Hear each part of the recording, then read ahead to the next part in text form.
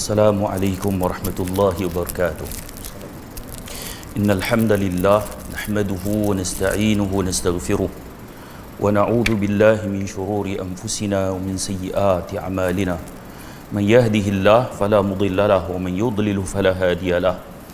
Ashhadu an la ilaha illallah wahdahu la syarika lah wa ashhadu anna Muhammadan abduhu wa rasuluh. Allahumma salli wa sallim ala nabiil karim Muhammad wa ala alihi wa ashabihi wa man da'a bi da'watihi mustanna bi sunnatihi ila yaumiddin, amma ba'd. Bahagia Tuan Imam, Tuan Bilal, pengurusi ahli jawatan kuasa masjid, para asatidzah, khususnya Ustaz Faizal yang bawa sini, kru Suara Sunnah, muslimin muslimat, mudah-mudahan kita semua dirahmati oleh Allah Subhanahu wa taala. Alhamdulillah, hari ini kita bertemu untuk membincangkan tentang salat berjemaah di manakah kita. Kita masih lagi merindukan tentang keadaan dan jumlah ramainya orang salat berjemaah semasa Ramadan yang lepas, khususnya masa salat tarawih. Namun apabila berakhirnya Ramadan, kebiasaannya kita akan bertemu dengan orang-orang yang sama sebelum Ramadan. Jadi di manakah silap? Dan ia berlaku hampir seluruh Malaysia keadaan ini. Sedangkan kalau kita tengok, Nabi sebut salatul jamaah afdalu min salatil fadhi bi 27 darajah. Nabi kata salat berjemaah lebih baik daripada salat seorang dengan 27 darjat. 27 darjat ni 27 kali ganda kelebihan. Bukan bermakna 27 ringgit macam orang kita faham. Saya nak ambil keadaan bagaimana kefahaman kita tentang kelebihan yang Nabi sebut 27 kali ganda ni. Contoh yang paling kita nampak ialah kalau di RNR. Tuan-tuan pergi surau RNR, biasanya kebanyakannya salat berjemaah ataupun sendiri. Sedangkan semua nak salat yang sama, menghadap Tuhan yang sama. Tapi kenapa tak ambil yang 27 ni? Kenapa mesti pilih yang satu? Ada orang dia menganggap bahawa dia seorang je musafir, orang lain bukan musafir. Dia seorang je akan jamak qasar, orang lain buat tamam. Saya kalau kita pergi surau RNR ni, kalaulah kata pakat sembahyang sendiri belaka, saya tunggu yang ambil uduk tu. Kan, kita nak salat berjemaah dengan dia. Bila habis ambil uduk, kita kata, bang, jom kita salat berjemaah. Dia kata, saya musafir, jamak qasar. Saya kata, abang, bukan abang seorang je musafir kat sini. Pakat musafir belaka. Hatta kalau di musafir, saya mukim kat situ, saya salat tamam, boleh atau tidak? Boleh. Dia qasar, dia jadi imam. Saya tambah lagi 2 rakaat jika sekiranya salat itu adalah 4 rakaat. Apa masalahnya? Tak ada masalah. Hatta musafir dengan yang mukim, hak buat qasar dengan yang tamam, boleh salat. Yang qasar jadi imam. Baik. Tetapi oleh kerana kita tidak rasa kelebihan yang Nabi sebut 27 kali ganda, dia kadang-kadang dia kena relate dengan ganjaran duniawi juga. Sebab orang kita bila ganjaran itu datang pada Allah dan Rasul, perasaan untuk rasa teruja tu kurang. Contoh, tawaran kerja daripada 2 syarikat, kerja yang sama, masa yang sama, semua sama. Satu syarikat bagi 1,000, satu syarikat bagi gaji 27,000. Nak ambil yang mana? Bodoh sangat ambil 1,000. Mesti ambil 27,000. Kalau ambil yang 1,000 tu mesti rasa bodohnya aku, hak ni 27,000, kenapa aku ambil 1,000? Tetapi apabila kita berada contoh di surau RNR, hak salat seorang ni, kenapa tak rasa bodoh? Bodohnya aku, kenapa pilih satu, kenapa tak pilih yang 27? Baik. Bahkan kalau kita tengok salat berjemaah ni banyak kelebihan dan keutamaan ganjaran yang telah Nabi sebut. Antara kelebihan yang Nabi sebut dalam hadis, Nabi sebut sab'atun yudhilluhumullahu yawma la dhilla illa dhillah. Nabi sebut 7 golongan yang akan mendapat naungan di hari akhirat kelak, yang ketika tu tak ada naungan melainkan naungan Allah sahaja. Salah satu daripadanya Nabi sebut rajulun qalbuhu mu'allaqun bil masajid, seorang lelaki yang hatinya terpaut dengan masjid. Imam An-Nawawi rahimahullah menyebut maksud hadis ini, seseorang lelaki yang dia istiqamah salat berjemaah di masjid.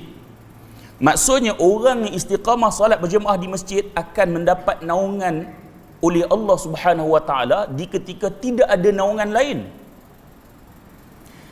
Nabi kata Allah janji berikan naungan itu. Malangnya ramai yang tidak bersungguh di dalam mengerjakan salat berjemaah. Baik, kalau kita tengok yang lain pula, hadis yang lain, hadis tadi muttafaqun alaih. Kalau tengok hadis yang lain, dalam satu hadis Nabi sebut ya bani Salimah diyarakum tuktabu atharukum. Nabi sebut wahai bani Salimah, tetaplah di rumah kalian, nescaya setiap langkah kalian akan dicatat. Hadis ni dia ada sababul wurud, sebab datang hadis tersebut. Kalau kita mengaji ilmu tafsir, kita akan berjumpa dengan sababun nuzul ataupun asbabun nuzul. Tidak semua ayat Al-Quran dia ada sababun nuzul. Sebahagiannya bila berlaku satu peristiwa, Allah turunkan ayat berdasarkan peristiwa itu. So peristiwa itu dinamakan sababun nuzul. Kalau hadis dia tak sebut sababun nuzul, dia sebut sababul wurud, sebab datang hadis tersebut. Berlaku satu peristiwa, lalu Nabi bercakap berdasarkan peristiwa itu, dinamakan sababul wurud. Saya bila sebut sababul wurud ni teringat tesis, antara tesis PhD bab sababul wurud ni adalah Mufti Perlis, dan tesis dia digunakan di beberapa buah universiti di negara Arab. Tuan-tuan kira mempunyai mufti yang sangat hebat. Mufti yang sangat hebat. Baik, sababul wurud hadis ni, bila Bani Salimah ni dia dengar kelebihan salat berjemaah di masjid, maka mereka pakat nak pindah belakang. Nabi kata tetaplah tempat kamu, kerana setiap langkah kamu akan dicatat. Maknanya setiap langkah tu akan dicatat. Lebih jauh rumah, lebih banyak pahala. Dia collect point. Tuan-tuan yang datang tadi, saya tak tahu berapa banyak langkah yang tuan-tuan sampai ke masjid, dan percayalah setiap langkah itu telah pun ditulis oleh malaikat. Baik. Kemudian begitu juga ada seorang lelaki Ansar. Seorang lelaki Ansar, dia sebut hadis Bukhari, ma yasuruni anna manzili ila jambil masjid inni uridu an yuktaba li mamshaya ila al-masjid wa ruju'i idza raja'tu ila ahli. Dia kata aku tak ingin rumahku berada dekat dengan masjid. Kita kalau kita nak buat rumah, nak beli rumah, antara yang kita cari adalah dekat dengan masjid. Tapi sahabat Ansar ni dia tak mau rumah dekat dengan masjid. Tengok bagaimana kefahaman sahabat ini terhadap dan keyakinan dia terhadap janji yang telah Nabi berikan. Sebab dia kata, aku ingin agar ditetapkan pahala bagiku setiap langkahku ke masjid dan setiap kali aku pulang dari masjid. Tuan-tuan, sahabat Ansar ni dia faham setiap langkah dia akan ada pahala yang Allah berikan. Hatta dia balik daripada masjid ke rumah pun akan dicatat setiap langkahnya. Dan begitu juga Rasulullah sebut qad jama'allahu laka dzalika kulluh. Nabi sebut Allah telah kumpulkan semua itu kepadamu, untukmu. Hadis riwayat Muslim. Kemudian begitu juga Nabi sebut dalam hadis yang lain daripada Abu Sa'id Al-Khudri. Nabi sebut idza ra'aitumur rajula ya'tadul masjid fashhadu lahu bil iman, apabila kamu melihat seseorang itu melazimi pergi masjid, saksikanlah bahawa dia orang yang beriman. Kita kalau tengok orang pergi masjid ni, seorang tu dia melazimi pergi masjid, persaksikanlah, Nabi kata orang itu adalah orang yang beriman. Soal hati dia, itu dia dengan Allah. Tapi zahirnya, apabila dia melazimi masjid, Nabi kata saksikanlah bahawa dia adalah orang yang beriman. Baik. Begitu juga salat berjemaah ni, dia menjadi sebab terhapusnya dosa dan diangkat darjat. Dalam sebuah hadis Nabi sebut, ala adullukum ala ma yamhullahu bihil khataya wa yarfa'u bihid darajat. Nabi kata, nak tak aku tunjukkan amalan yang kalau kamu buat, kamu akan dapat dua perkara. Dihapuskan dosa dan diangkat darjat. Bukan amalan ini sahaja, bahkan ada beberapa amalan di dalam hadis-hadis yang lain yang kalau buat dapat dua ganjaran ni. So ini adalah salah satu daripada hadis tersebut. Baik. Bila kita jumpa hadis-hadis begini, kita nak kena ambil peduli sikit, sebab Nabi sebut amalan ni bakal, pertama kalau kita buat akan mengikis dosa kita. Yang kedua akan diangkat darjat, yakni di sisi Allah. Bagi kita yang sedar bahawa kita ni banyak dosa, amalan ni sangat penting. Sangat penting. Kita esok di akhirat akan ditimbang. Jika sekiranya pahala lebih berat daripada dosa, akan dimasukkan ke dalam syurga. Jika sekiranya dosa lebih berat daripada pahala, akan dimasukkan ke dalam neraka. Dengan amalan seperti ini, mudah-mudahan Allah mengikis dosa kita sedikit demi sedikit, sedikit demi sedikit, sehinggalah kita bertemu dengan Allah dalam keadaan pahala kita jauh lebih berat daripada dosa kita, kerana Allah telah mengikis sedikit demi sedikit dengan amalan yang telah kita lakukan. So, dosa yang dihapuskan ni adalah dosa-dosa kecil. Manakala dosa-dosa besar, dia kena taubat. Dia tak selesai dengan buat amalan ni je. Dia kena taubat pada Allah. Apa antara dosa-dosa besar? Apa antara dosa besar? Bunuh. Lagi? Mencuri. Minum arak. Lagi? Judi. Syirik. Baik. Saya selalu kalau saya pergi mana pun, bila sebut dosa besar, saya akan tanya. Sebab kita perhatikan masyarakat kita, bila sebut dosa besar, betul lah, hak sebut tadi betul belakang. Tapi jarang orang sebut tinggal salat. Atau kalau sebut pun, dia ada ranking yang lah. Lah sekali dah tak ada, curi dah sebut, semua dah sebut, lah baru teringat tinggal salat. Sedangkan meninggalkan salat di antara dosa yang sangat besar. Bahkan dalam mazhab Hambali, meninggal salat menyebabkan seseorang itu menjadi kafir. Besar tinggal salat ni. Tapi dalam masyarakat kita, tinggal salat tu biasa kadang-kadang di kalangan ibu dan ayah. Anak saya bukan berzina, anak saya bukan pitikam nombor ekor, anak saya tak semayang je pun. Nampak? Dia rasa ringan. Sedangkan ini adalah dosa yang sangat besar. Baik. Jadi, kalau dosa besar, dia kena taubat.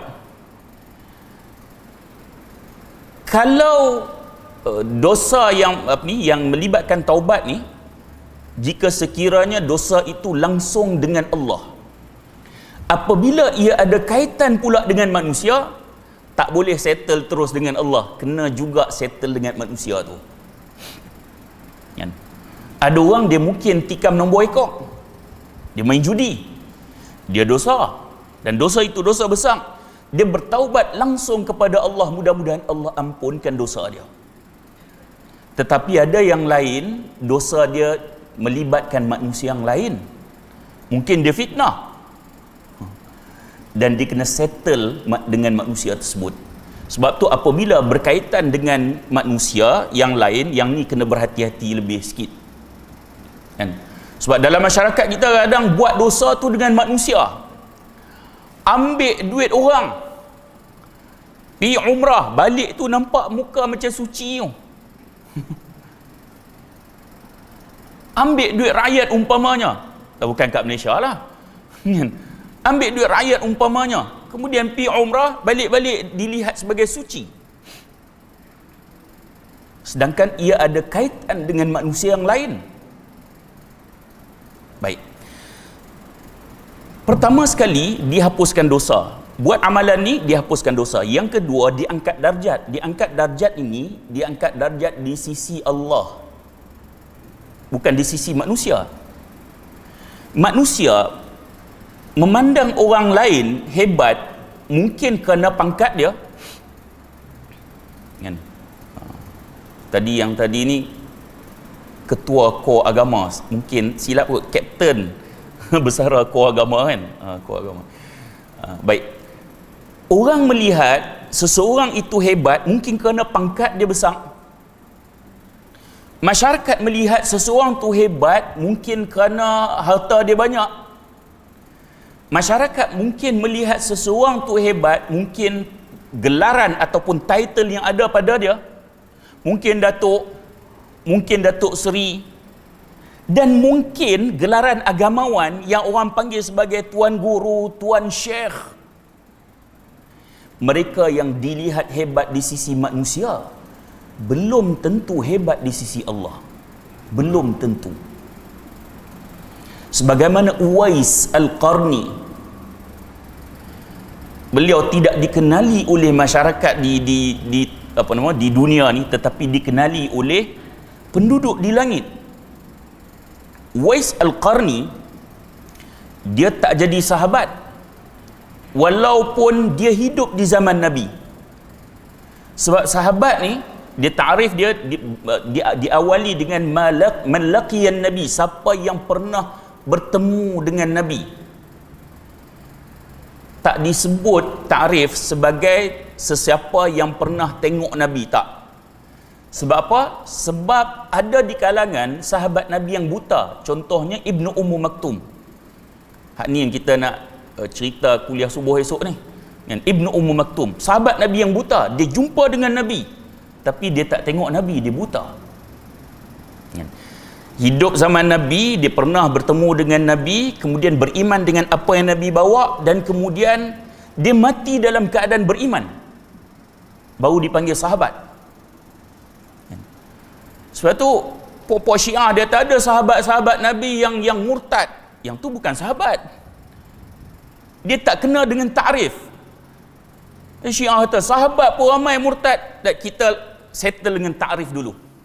Awal-awal lagi ta'rif tu menyatakan mereka ni bukan sahabat.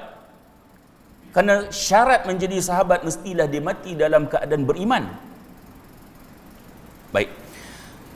Jadi Uwais Al-Qarni dia bukan sahabat kerana dia tidak pernah bertemu dengan Nabi. Hasrat dia nak jumpa dengan Nabi ni sangatlah tinggi, tapi oleh kerana dia duk jaga mak dia yang sakit ni, sehinggalah dia hasrat nak jumpa dengan Nabi ni tak tercapai. Tapi Nabi pesan kepada sahabat-sahabat, kalau jumpa Uwais Al-Qarni, minta dia doakan. Kerana doa dia dengan Allah tidak ada penghalang. Doa dia makbul. So, antara orang yang tercari-cari dengan Uwais Al-Qarni ni adalah Sayyidina Umar Al-Khattab radhiyallahu anhu. Pada zaman beliau menjadi khalifah, dia duk setiap musim haji duk tanya Uwais Al-Qarni. Sampailah satu tahun tu dia jumpa Uwais Al-Qarni, dia minta supaya didoakan. Bayangkan Umar Al-Khattab bapa mertua Nabi,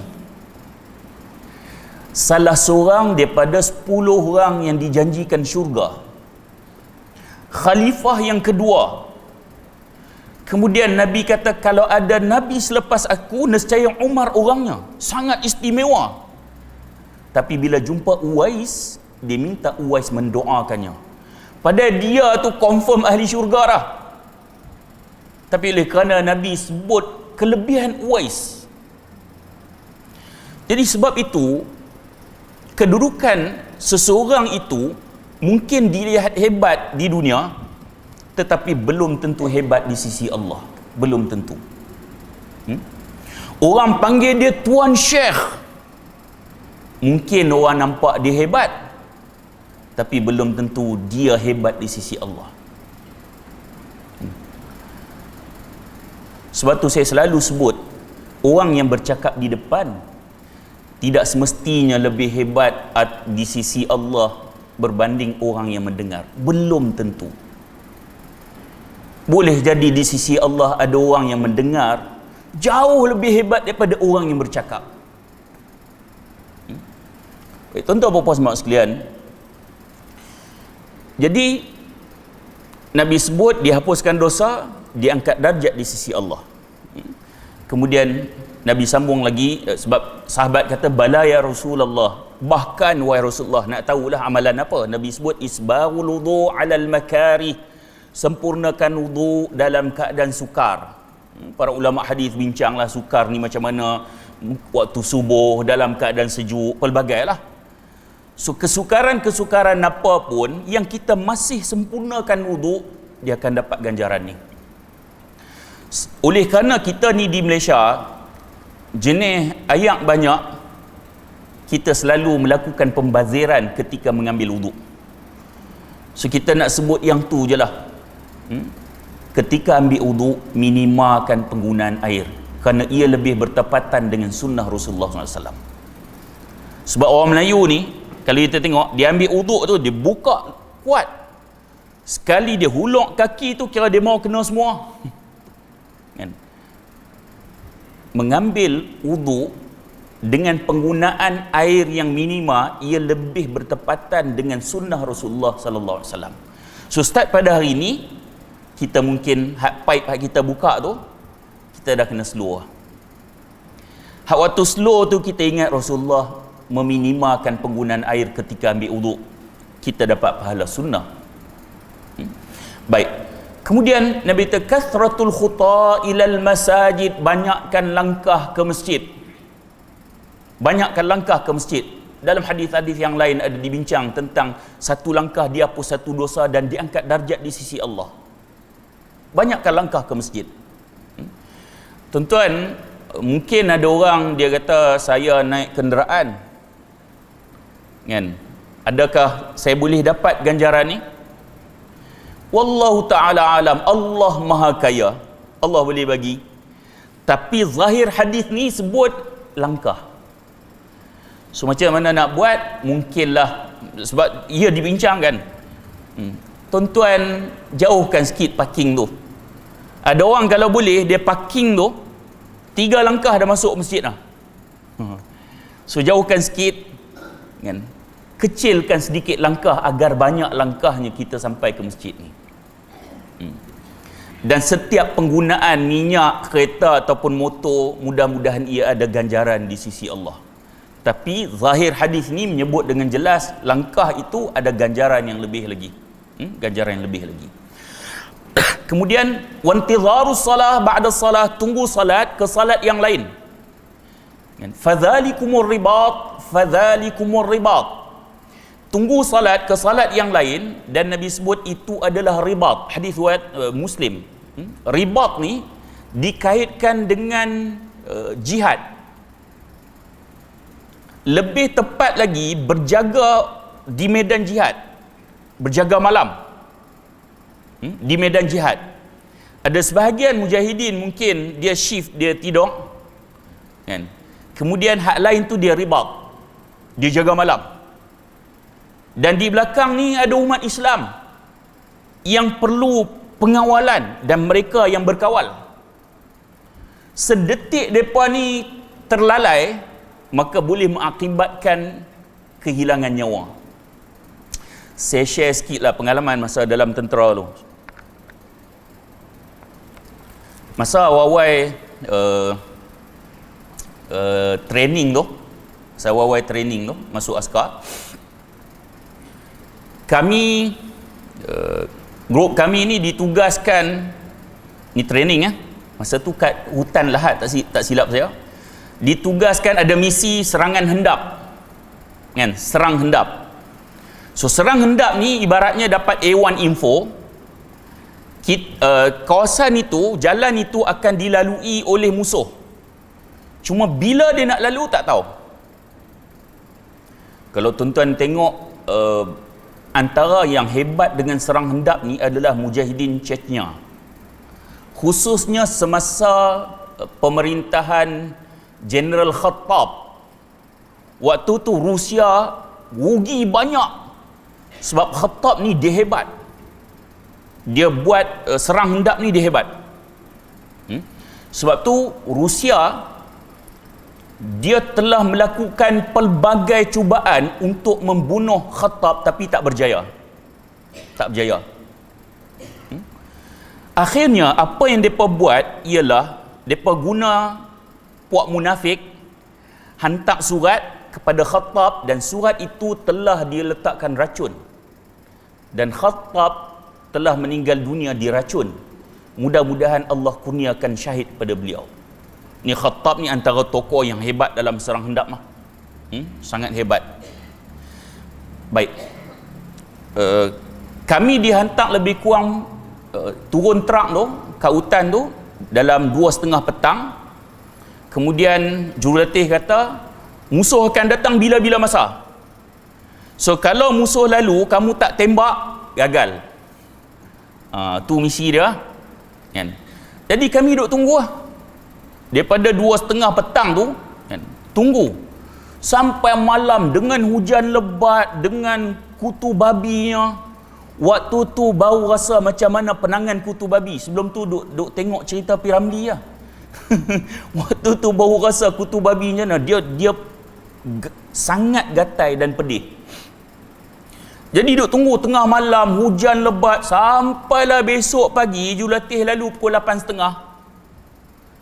Sepanjang malam tu kami duk tunggu standby. Dan itulah tugasan orang yang melakukan ribat di medan jihad. Dia kena berhati-hati. Berhati-hati. Kerana kelekaan mereka ni akan mengakibatkan kehilangan nyawa. Jadi pahala dia besar. Dan pahala yang besar ini Nabi samakan intizarus salah ba'da salah, tunggu salat ke salat yang lain. Maksudnya kita tunggu, kita datang satu salat, kita tak balik rumah sampailah salat yang lain lagi. So dalam 5 waktu tu, mana waktu yang paling sesuai kita tunggu salat? Maghrib dengan Isyak. Tunggu subuh dengan Zuhur memang menerap terus dalam masjid. Menerap terus dalam masjid. Dia Maghrib dengan Isyak. So Maghrib dengan Isyak ni jadikan sebagai satu prime time, satu masa yang paling utama, jangan diganggu. Kerana di situ ada janji Nabi, pahala yang besar sedang menunggu. Jangan pergi mana-mana. Tunggu salat ke salat yang lain ni ada ganjaran yang sangat besar, sehingga Nabi sebut fadzalikumur ribat, kaitkan dengan tu pahala besar jihad tu. Tunggu, jangan pergi mana-mana. Tapi kalau saya tak tahulah di belah Perlis ni, kalau di KL umpamanya, pasar malam paling ramai waktu bila? Paling dekat dengan Maghrib makin ramai. Sebab tu antara Maghrib Isyak ni jangan ganggu hai lain, kecuali kita ada hai-hai terdesak. Dalam keadaan biasa Maghrib Isyak tunggu, jangan pergi mana-mana. Mungkin dia tunggu tu dia berzikir, mudah-mudahan dia dapat. Mungkin dia tunggu dia salat sunat, mudah-mudahan dia dapat. Mungkin dia tunggu dia baca Quran, mudah-mudahan dia dapat. Mungkin dia tunggu dia dengar kuliah. Dan di dalam beberapa hadis menyebut tentang keutamaan majlis ilmu adalah lebih besar daripada yang lain.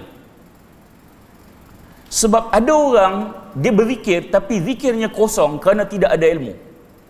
Ada orang baca Quran tapi baca Quran dia kosong kerana tidak ada ilmu. Ada orang salat sunat tapi salat sunatnya kosong kerana tidak ada ilmu. Sebab tu ilmu penting. Ada kuliah, mai dengar. Tuan-tuan hak duduk dalam ni itu juga dinisbahkan sebagai intizarus salah ba'da salah, tunggu salat ke salat yang lain. Sini kuliah tiap-tiap hari lah. Tak ah. Tiap-tiap hari. Oh hebat, Perlis tu hebat. Di Lembah Kelang tak tiap-tiap hari. Tiap-tiap hari. Hatta kadang malam Jumaat pun kuliah. Ada sebahagian surau malam Jumaat pun kuliah. Tak buat baca Yasin. Tak buat baca Yasin. Kan? Sebab mereka memandang bahawa kuliah tu lebih penting. Kan? Hatta baca Yasin malam Sabtu pun tak apa. Malam Ahad tak apa. Malam Rabu pun tak apa. Kan? Dan tak semestinya main masjid pun baca Yasin. Kenapa tak baca kat rumah? Tapi sebahagian di kampung-kampung, kalau malam Jumaat untuk pengurusi umum, dia kata malam ni kita cancel baca Yasin, kita ada kuliah. Weh, marah Jumaat, ayak 5 liter dah bawa ni. Ayak 5 liter dah bawa dah. Marah. Sebab tu kalau tengok sebahagian di kampung-kampung, Perlis mungkin tak berlaku lah kot. Saya orang Perak, benda ni berlaku. Malam Jumaat yang kacau. Itu memang khusus. Siapa ubah kira orang tu Wahabi. Siapa tukar apa baca Yasin kepada kuliah, orang tu kira Wahabi ya. Heran betul ya mulut-mulut manusia yang mudah melabel orang. Dan percayalah setiap labelan itu ada dipertanggungjawabkan di depan Allah kelak nanti. Saya pun dah kena label lah. Tapi kita akan jumpa di mahkamah Rabbul Jalil nanti. Label ni tidak berakhir di dunia ni saja. Dia ada pertanggungjawabannya di depan Allah kelak. Baik. Tuan-tuan dan puan sekalian, jadi saya Lembah Kelang ni tiap-tiap hari ada kuliah. Tiap-tiap hari. Kalau di kampung saya ataupun kampung sekitar saya lah, sekitar kampung saya, kalau balik kampung ni tengok jadual mungkin seminggu sekali, seminggu 2 kali, ataupun tak ada jadual, hampa pandai-pandai sendiri lah, ambil faham. Kalau malam Rabu ada kuliah 10 hingga 20 orang, tu pun lebih separuh lena. Tapi malam Jumaat 100 orang. Pasal dia nampak baca Yasin tu besar sangat. Ada orang dia kata apa salahnya benda baik. Kita melihat implikasi. Kita melahirkan masyarakat hanya duk menjadi menghampiri masjid hanya kerana ada yang tertentu. Malam Jumaat, tarawih. Tapi kita lihat zaman Nabi dan para sahabat, mereka mendatangi masjid setiap waktu. Bukan malam-malam tertentu. Hasil daripada apa yang kita buat sekarang, akhirnya implikasinya adalah manusia akan datang masjid hanya dalam keadaan-keadaan tertentu sahaja. Baik. Kemudian orang yang pergi salat berjemaah di masjid ni ada jaminan oleh Allah Subhanahu wa taala. Rasulullah SAW bersabda, "Thalathatun kulluhum dhaminun 'ala Allah 'azza wa jal." Terdapat 3 golongan yang akan mendapat jaminan di sisi Allah Azza wa Jal. Ada 3 golongan. Salah satu daripadanya adalah warajulun raha ilal masjid. Seorang lelaki yang pergi ke masjid, fahuwa dhaminun 'ala Allah hatta yatawaffahu. Dia mendapat jaminan Allah sehinggalah kalau dia mati, Allah matikan dia, fayudkhilhul jannah, dan Allah akan masukkan dia ke dalam syurga. Aw yaruddahu bima nala min ajrin wa ghanimah, ataupun kalau dia balik ke rumah dia akan bawa balik pahala dan ghanimah. Dia hadis ni ada 2 lagi, sebelum tu dikaitkan dengan jihad dan sebut juga akan dapat pahala dan ghanimah. Ghanimah ni harta rampasan perang. Saya duk meneliti maksud ghanimah, orang yang pergi masjid balik dapat pahala tu okeylah. Tapi apa yang dimaksudkan dengan ghanimah? Kan? Bila duk lihat tafsiran ulama buat kesimpulan bahawa ghanimah ni apa yang dia doa, dia minta kat masjid, yang tu akan dia bawa balik ke rumah dia. Jadi orang hak pergi masjid ni bukan saja dia bawa balik pahala dan dia bawa balik keuntungan daripada masjid tu balik ke rumah. Jadi seorang isteri, seorang ibu, kalaulah dia faham ini, dia suka kalau suami dia dan anak dia pergi salat berjemaah di masjid. Kerana ada keuntungan-keuntungan yang lain yang disebutkan oleh Nabi. Seorang lelaki pergi masjid, dia akan bawa balik. Tak ada istilah kira suami mengimami isteri di rumah. Kan? Sekarang saya duk tengok ada budak-budak perempuan baru nak up di Facebook ni, kan? Dia tulis, dia up status, ku tunggu bakal imamku. Imam apa? Sebab orang kita kan, dia faham kalau dia kahwin nanti, suami dia lah yang jadi imam di rumah dia, salat maghrib, salat isyak. Dia faham macam tu.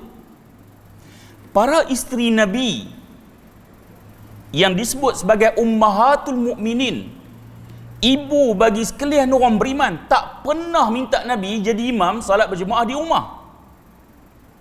Para isteri sahabat, mereka tak pernah minta sahabat untuk jadi imam salat fardu di rumah, kerana mereka faham apa yang Nabi sebut bahawa lelaki salat fardunya adalah di masjid. Mereka faham. Jadi perempuan tak perlu tak perlu minta suami jadi imam. Suami salat fardunya di masjid, kecuali dalam keadaan-keadaan yang tak dapat dielakkan. Mungkin tetamu main rumah, mungkin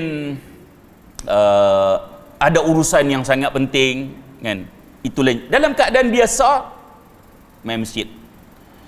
Kalau nak jadi imam, mungkin bangun lewat sedang-sedang subuh pukul 8, jadi imam. Kalau semua orang bagi alasan nak jadi imam pada isteri dan anak, siapa nak main masjid? Kita tengok masuk dah waktu, Bilal tak ada, telefon Bilal, mana ni? Saya nak mengimami isteri dan anak saya. Macam kita azan, imam pula tak ada, telefon lah. Ni mana imam? Saya nak mengimami isteri dan anak saya. Kira cerah masjid. Cerah masjid. Tak payah main masjid. Kalau pakat asyik duk jadi imam je kat rumah, isteri tolong beli telekung Siti Khadijah bagi kat dia. Beli hak mahal sikit. Biar mahal sikit. Main masjid nah. Main masjid. Ada kelebihan yang banyak. Baik. Kemudian begitu juga ada keutamaan menunggu untuk salat. Rasulullah SAW bersabda, Rasulullah kata, ahadukum ma qa'ada yantadhiru as-salah fi salah ma lam yuhdith tad'u lahu al-malaikah Allahumma ighfir lahu Allahumma arhamhu. Kata Nabi, salah seorang antara kalian yang duduk untuk nunggu salat, tunggu salat yang lain tu, selagi mana dia tidak berhadas, masih ada wuduk lagi, dan Nabi sebut, Nabi kata ada malaikat yang mendoakannya. Tuan-tuan hak duduk ni, duduk menunggu salat isyak dalam keadaan masih ada wuduk lagi, fahamilah bahawa Nabi sebut ada malaikat yang mendoakan kita. Malaikat doa, Allahumma ighfir lahu, ya Allah, ampunkan orang ni. Allahumma arhamhu, ya Allah, rahmatilah dia. Malaikat yang hubungannya langsung dekat dengan Allah, malaikat ini sedang mendoakan kita. Untunglah orang yang mari masjid bahkan menunggu antara salat ke salat yang lainnya.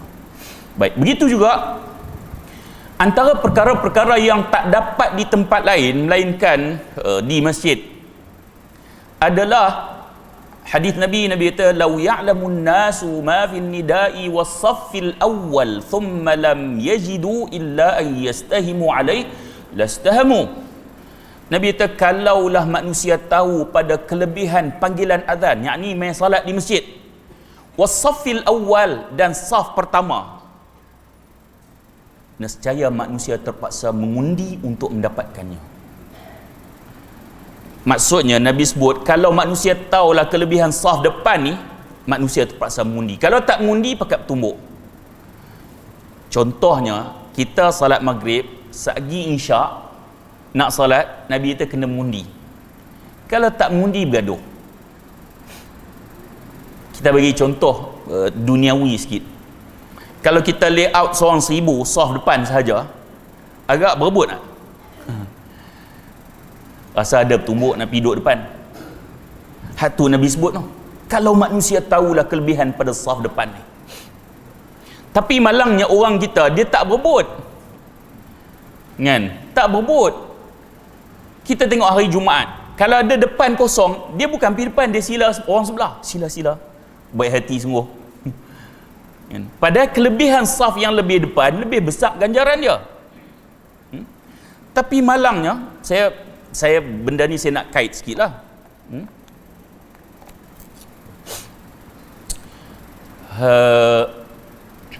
Saya ada anak, salah seorangnya lelaki umur 13 tahun lah ni. Saya duk ajak dia, kalau pergi salat berjemaah, duduk depan. Setakat ni lah, di bandar-bandar lah, masjid di bandar, kalau saya bawa dia duduk depan, tak pernah imam halau. Tak pernah. Balik kampung, tok imam kampung tunjuk, oh, ni budak-budak duduk belakang. Jam kepala otak. Dan kefahaman sebahagian orang, hatta kadang, saya tak naklah sebut kampung sebab Perlis kampung okey, sebahagian besar ha. Saya orang Perak kan, ada kefahaman kalau celah tubuh budak kira putus saf. Ada hak lebih ekstrim lagi, dia kata habis batai semua. Hak okey sikit dia hanya kata putus saf. Oh, jenuh. Tuan-tuan, dia pandangan ni ada beberapa pandangan. Tak apalah kita setujulah kata ada pandangan yang kata putus saf, kita ambil loh. Tapi ada tak pandangan yang lain? Ada. Budak-budak boleh duduk di saf dewasa. Bahkan pandangan tu lebih kuat. Pandangan itu lebih kuat. Azan lama lagi ke? Nak azan lah? Oh, pandangan itu lebih kuat. Kenapa kita tak ambil pandangan yang lebih kuat tu? Satu. Dan kemudian dalam keadaan dunia yang telah pun berubah, tak sama macam dulu, kenapa kita tak ambil pandangan yang lebih sesuai dengan hak zaman kita sekarang ni? Hatta kalau kita tengok Imam Syafi'i rahimahullah, ketika beliau berada di Iraq, pandangan lama. Kemudian apabila beliau berhijrah ke Mesir, ada pandangan baru. Kerana ada penemuan-penemuan baru. Bayangkan antara Iraq dan Mesir, kalau ikut antara Iraq dengan Malaysia, kira Iraq dengan Mesir lebih dekat lah. Dan tempoh yang hanya beberapa tahun, bila pergi ke Mesir, ada pandangan-pandangan baru kerana ada penemuan baru. Ada waqi' yang baru. Kalaulah Imam Asy-Syafi'i rahimahullah yang masih hidup zaman sekarang, agak-agak ada pandangan baru tak? Imam Syafi'i meninggal dunia tahun berapa? 205 Hijrah. Ni 1000 tahun lebih lah, agak-agak ada pandangan baru tak? Ada. Kita bagi laluan azan tu.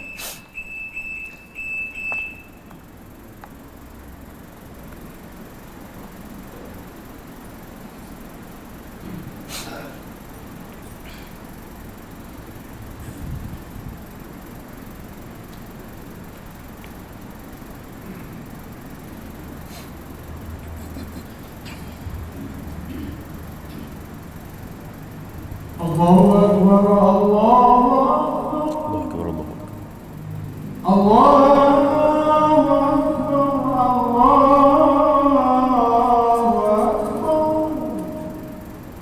Asyhadu an la ilaha illallah.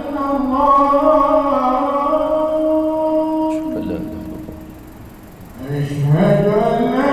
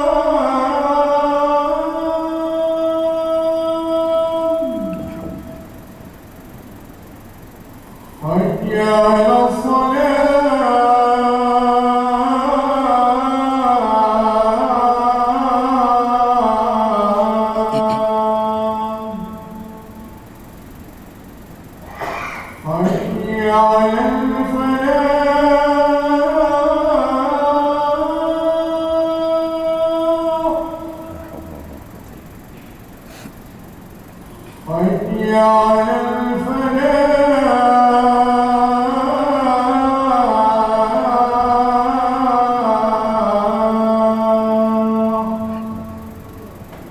الله أكبر الله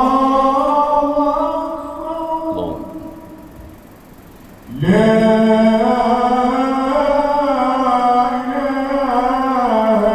إلا الله لا إله إلا الله حتى الصلاة.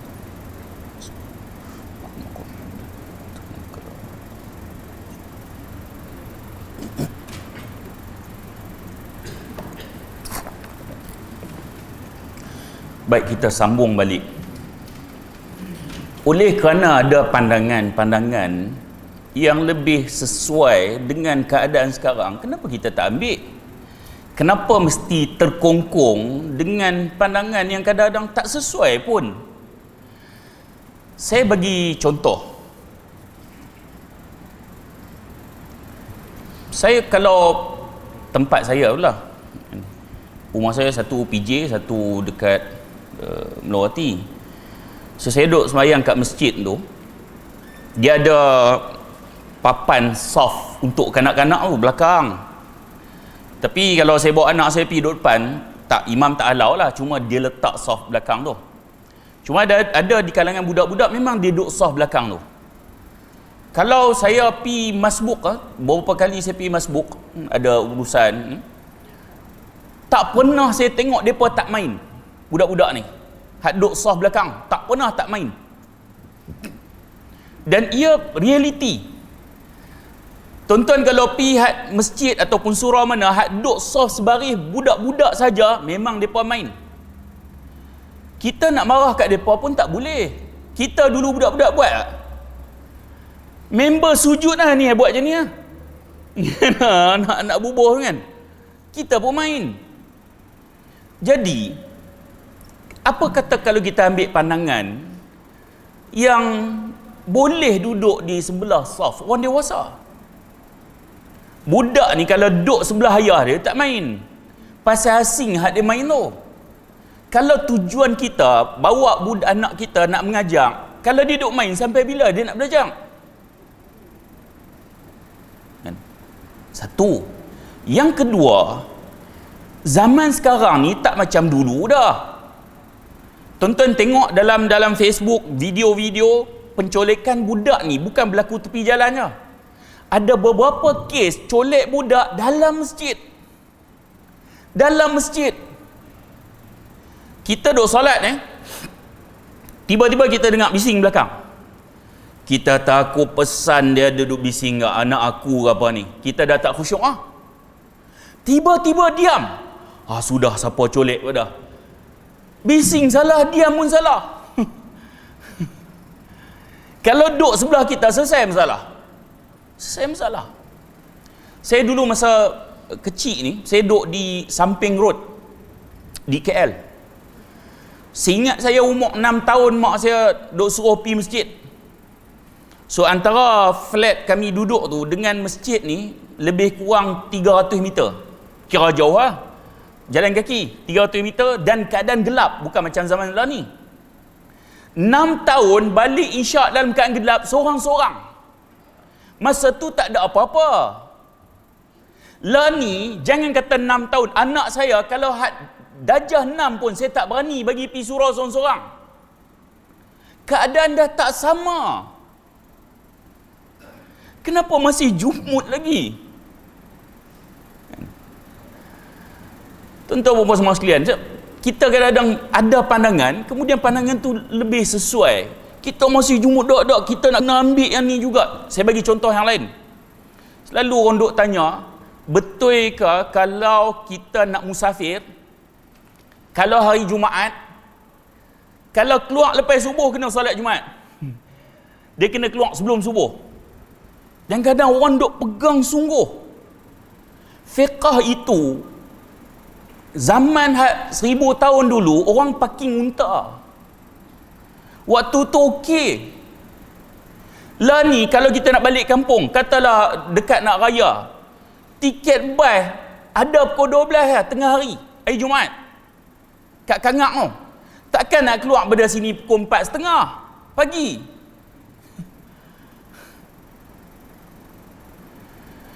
Maka pandangan itu ada. Sebab tu contoh lain. Kalau tuan-tuan siapa hak pernah pergi ke hospital, saya pernah lutut saya pernah operate 3 kali. 3 kali ward ortopedik ya. Tuan-tuan duduk kat ward ni majoriti tak sembahyang. Kan? Pertama, dia memang jenis tak sembahyang. Sebelum masuk hospital dia memang tak solat ha? Yang kedua, kerana dia tak ada ilmu macam mana nak solat. Terutama kalau kaki balut, tangan balut. Hak dia duk nampak adalah ustaz dia mengajak dulu, lepas ambil uduk, pergi tayamum pula. Dia tak cari debu kat mana. Takkan nak order kat misi pun. Misi tolong ambil debu. Banyak kerja lagi misi nak buat.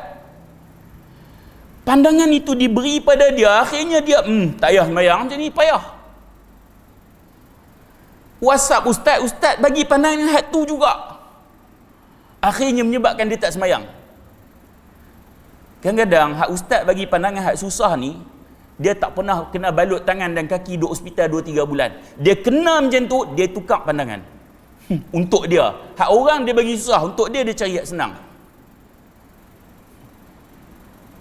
Baik. Kemudian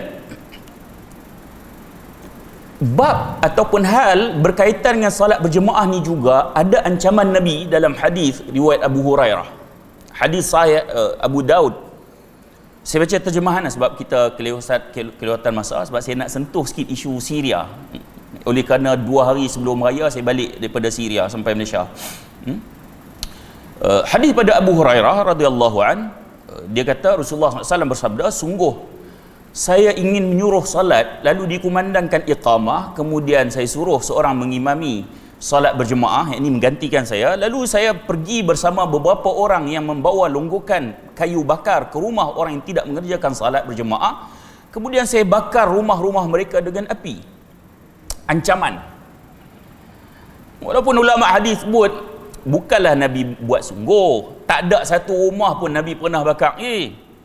Cuma nak sebut betapa besarnya salat berjemaah, lalu ada ancaman ini. Bahkan kalau kita tengok hadis Abu Hurairah yang lain, apabila seorang lelaki buta, kan disebut beliau adalah Ibnu Ummu Maktum. Bila jumpa Rasulullah disebut, ya Rasulullah, innahu laysa li qaidun yaquduni ilal masjid. Wahai Rasulullah, aku ni, dia buta, dia takut tak ada orang bawa aku mai ke masjid. Tak ada orang bawa aku ke masjid. Kemudian dia kata, fasala Rasulullah sallallahu alaihi wasallam ayyurakhisa lahu fayusalli fi baitihi farakhasa lahu. Tujuan dia pergi jumpa Rasulullah, dia nak minta rukhsah, minta keringanan. Farakhasa lahu, Nabi bagi keringanan tu, Nabi bagi lesen. Okey, tak payah mai masjid. Dia dapat lesen. Kemudian falamma walla, bila dia beralih, dah dapat lesen nak balik ah. Kemudian da'ahu, Nabi panggil dia balik. Qal, Nabi kata, hal tasma'un nida? Kamu dengar azan tak? Dia kata, na'am ya Rasulullah.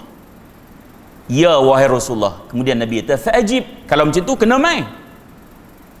Dia ni buta, tak ada orang bawa mai masjid.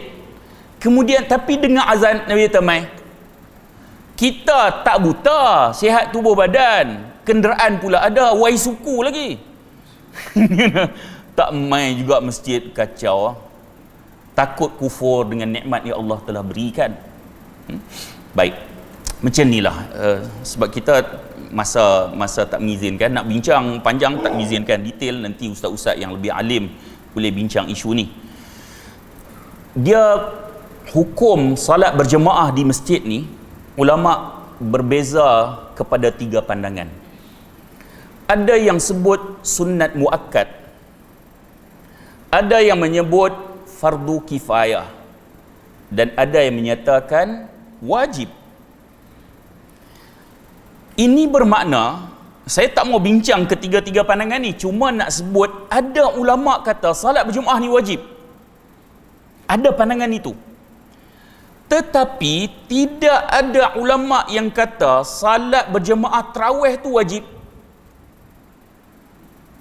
Nampak kita nak kata kat mana ni, nak sebut kat mana? Kan?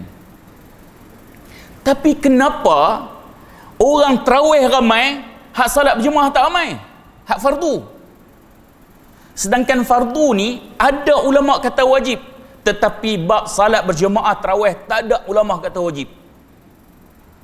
Bahkan hadis riwayat Aisyah cerita tentang Nabi salat tarawih yang berlaku disebut 4 malam. Nabi bila buat salat tarawih ni tanpa pengumuman lebih awal lagi. Ada beberapa orang sahabat ikut, kemudian esok bila dah jadi bahan bualan makin ramai, malam seterusnya makin ramai. Sebab orang pakat duk cerita Nabi buat salat sunat lepas tu. Kemudian hari seterusnya bila makin ramai, Nabi selepas salat Isyak, Nabi masuk dalam rumah. Nabi tak keluar, sahabat duk tunggu nak buat tarawih. Esok Nabi keluar, Nabi bagi tahu aku tak apa ni, hampa ramai ni. Nabi tak keluar tu pasal Nabi khawatir tarawih itu diwajibkan. Selepas itu Nabi pun salat di rumah. Ada riwayat menyebut Nabi salat beberapa malam di penghujung malam tarawih di masjid. Dan ia berlaku sampai Nabi wafat. Kemudian begitu juga zaman Sayyidina Abu Bakar. Cuma zaman Sayyidina Umar, apabila Sayyidina Umar lalu pergi masjid, dia tengok ada satu seorang sini, satu kelompok sana, satu seorang sana salat. Lalu Sayyidina Umar kata, alangkah baiknya kalau aku kumpulkan mereka, lantik seorang imam yang terbaik bacaannya untuk buat salat berjemaah tarawih. Ada orang dia kata, ni dalil Sayyidina Umar buat mencipta ibadah yang baru. Dia bukan ibadah baru, bukan cara baru, kerana Nabi pernah buat beberapa malam, cuma Nabi khawatir takut diwajibkan kerana waktu tu wahyu masih turun. Pada zaman Sayyidina Umar, wahyu telah terputus. Yang sunat takkan jadi wajib. Maka dikembalikan, kekhawatiran itu telah hilang, dikembalikan apa yang pernah Nabi buat dulu. Baik.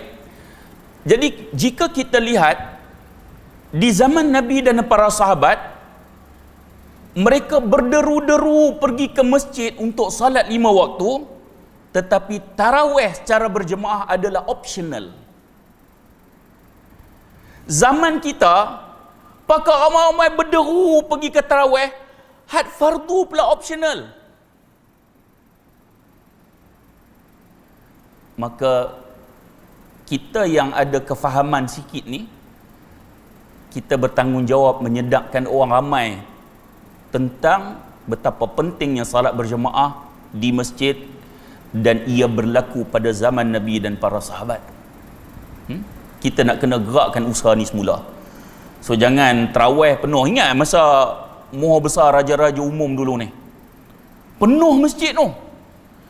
Fungsi masjid, kita kena besar lagi masjid lah. Berapa hari lepas tu dia makin kurang. Habis Ramadan kira hilang. So kita nak kena kembalikan semula betapa pentingnya salat berjemaah di masjid ni. Baik. Habis bab tu. Nak cerita sikit tentang isu Syria. Sebab saya pergi mana-mana pun nak kena sentuh juga, terutama surau dan masjid yang saya baru mai. Kami masuk ke Syria selama 4 hari hujung Ramadan. Sebab 2 hari sebelum raya dah sampai kat Malaysia. Kami masuk di Babul Hawa. Babul Hawa tu menurut penduduk tempatan, dia kata tak ada lagi NGO Malaysia dalam tempoh 2 tahun ni berjaya masuk melalui Babul Hawa. Ini kawasan Mujahidin perintah yang barat sebut sebagai rebel. Banyak NGO masuk di belah Afrin, belah kawasan kawalan Turki. Dan masuk pun balik hari. Kita pergi 4 hari. Dan kami masuk tu ditemani sebuah NGO, dan ada seorang juga orang Turki yang dia ada hubungan dengan NGO Turki lah, IHH ni NGO besar ni. Dan kami minta supaya bawa kami ke kawasan-kawasan yang bahaya tu, kawasan hak dibom apa semua. NGO tu kira tak setuju dia, sebab kita duk buat kerja kebajikan ni, duk hantar bantuan, dia tak mau nanti apa-apa berlaku kat kita. Saya kata benda ni sangat penting sebab kita menjadi saksi mata kepada rakyat Malaysia. Sebab apa yang berlaku di Syria, ada penyokong-penyokong Rusia. Tuan-tuan, orang Melayu hak mengaku Islam, penyokong pengganas Rusia, hak duk bunuh umat Islam sepanjang zaman, bukan baru, lama dah. Sokong.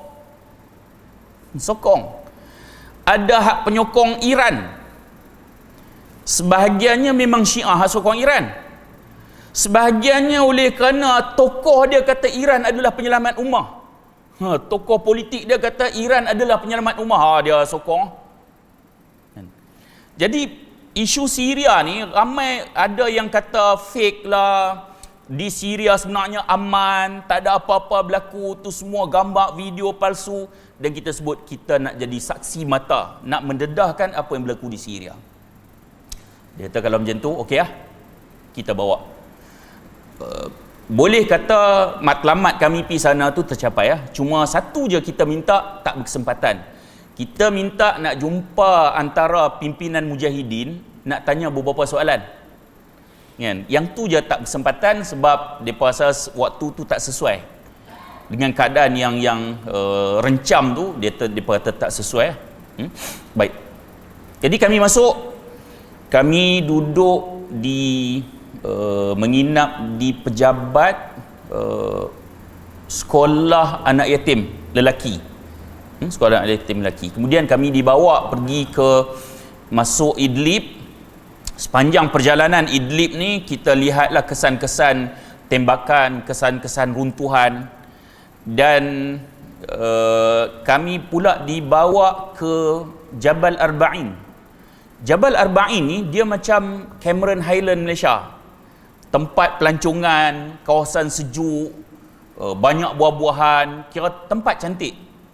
Kami sampai atas tu, bangunan di atas tu hampir semuanya telah dimusnahkan. Hampir semuanya, bangunan apartmen hampir semua dimusnahkan. Dan kita duduk atas bukit tu, kita tengok rumah-rumah kat bawah bukit tu, hampir semuanya dimusnahkan. Dan kita menjadi saksi mata bahawa serangan difokuskan kepada penempatan ataupun kawasan orang awam. Sama ada rumah, hospital, sekolah, masjid, dan itu bukan kawasan mujahidin. Kalau tuan-tuan tengok, oh ni rejim Bashar ni dia serang tu, dia sebenarnya nak serang mujahidin. No, bukan tempat mujahidin. Rusia dok bom tu pun bukan tempat mujahidin. Itu kawasan orang awam. Antara tujuan dia sistem peperangan kufar ni, dia bunuh orang awam. Dia nak downkan semangat, nak rendahkan semangat. So mujahidin duk jaga orang awam ni, sebahagiannya kaum keluarga sendiri, bukanlah orang lain pun. Bila dibom mati pun semua, jadi mereka nak mujahidin dia punya semangat tu down. Tuan-tuan tengok macam mana Amerika menghancurkan Iraq, macam mana dia nak paksa Saddam untuk menyerah kalah. Dia seram penempatan awam, sehingga apabila ribuan, ratusan ribu yang mati dibunuh, dia nak Saddam semangatnya down untuk menyerah. Itu style mereka. Jadi digunakan oleh rejim Syiah, dibantu oleh Iran, dibantu oleh Hizbullah, dibantu oleh Rusia. Bahkan Amerika bantu Kurdish komunis. Target mereka sama, orang awam Sunni yang dikawal oleh mujahidin. Baik. Jadi tuan-tuan puan-puan semua sekalian, kita pergi ke sekolah anak yatim yang satu lagi di Idlib. Kita tengok keadaan sangat dhaif. Sekolah memang sangat teruk, meja berlubang, tak payah ceritalah benda-benda yang lain. Kemudian gaji guru tu tak sampai $100. Tak sampai $100 maksudnya tak sampai 400, tak sampai 400 ringgit. Itu pun selalu sangkut gaji. Masa kami sampai tu dah 3 bulan dah tak payah gaji, tapi guru duk ajak enggak kerana memikirkan tentang pendidikan anak-anak yatim ni. Baik. Kemudian kami pergi ke Ariha.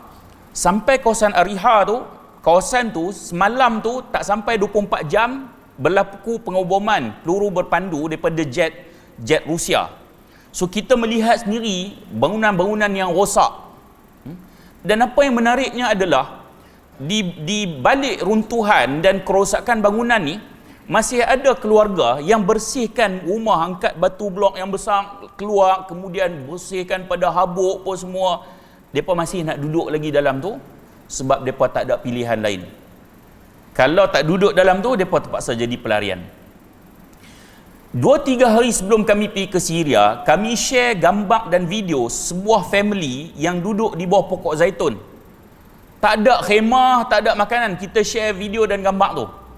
Bila kami pergi ke Syria, masuk sendiri ke Syria, kawasan hak kami duduk menginap itu sahaja ada puluhan family yang duduk bawah pokok zaitun. Saya ambil dengan handphone saya sendiri. Gambar, video, puluhan family. Hak tu kawasan kami ya, belum tempat-tempat lain lagi. Dan mereka cerita puluhan family hak duduk bawah pokok zaitun tu dah sebulan lebih lah. Datang pada Reef Hamah, datang pada Homs. Mereka rumah-rumah mereka semua dah dibom, lari pergi ke situ. Khemah pun tak ada bantuan apa lagi. Mereka duduk cari pokok zaitun. Satu family satu pokok zaitun. Hak dalam khemah pun belum tentu ada makanan. Hak ni bayangkan, hak duduk di luar khemah, tak ada khemah. Baik. Jadi kami ni Green Project Malaysia ni, dia NGO tanpa gaji, jangan risau lah. Kan? Duit tuan-tuan infak tu kira bukan untuk gaji kami lah. Tak ada gaji. So kita mengasingkan antara wang pengurusan dan dana kemanusiaan.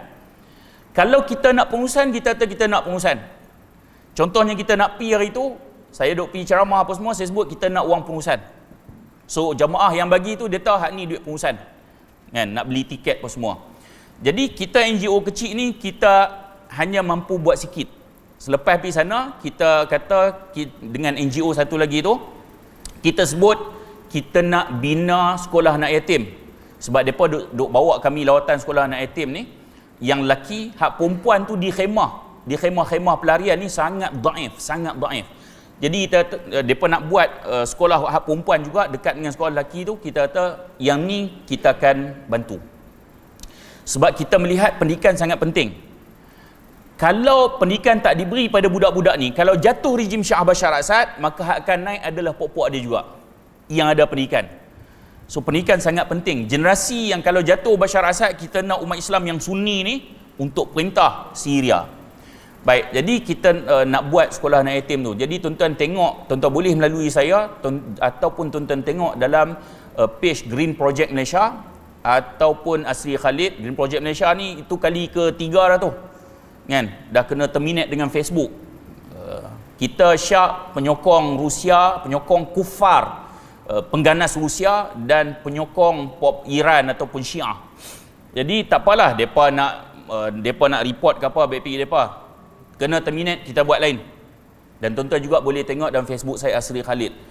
Dan ada nombor akaun di sana, tuan-tuan boleh menyumbang. Kita bukan buat baru dah 7 tahun lebih dah. Dan yang keduanya, kita juga nak buat korban di sana. Tuan-tuan nak buat korban di sini tidak ada masalah. Cuma siapa ada lebih sikit nak buat sana, dipersilakan. So kambing biri-biri yang agak besar, harga dia 1,000. Siapa yang akan makan daging ni, anak yatim, ibu tunggal, pelarian, hak ada khemah, hak tak ada khemah, hak sangat daif yang akan makan daging korban ni.